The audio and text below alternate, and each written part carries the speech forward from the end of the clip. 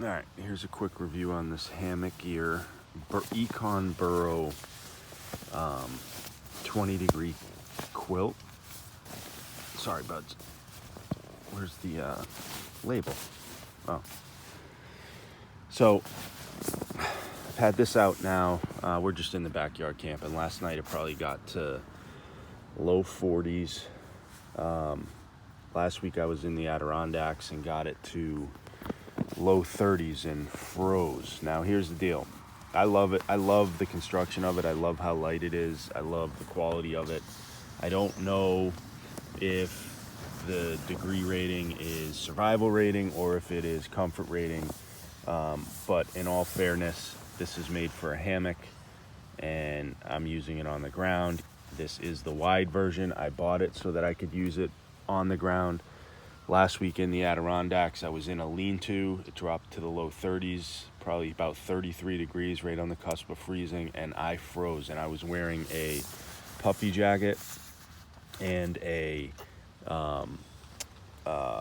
fleece shirt, long underwear, and really was cold and uncomfortable. So, again, it's not a ding on hammock gear. I just think that for the ground, these things may not be all that warm. Now, if I did it over again, I would have bought the actual sewn-in foot box because this cinched up is definitely draft getting in there, and last week in the lean-to it was really bad and cold, etc.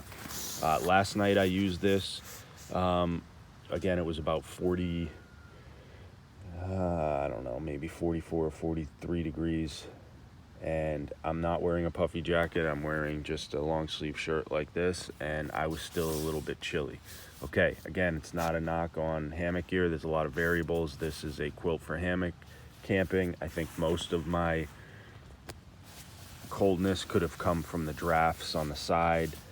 I also am using the X-Lite Neo Air large version. Although comfortable, I'm not sure if I'm getting cold up through this.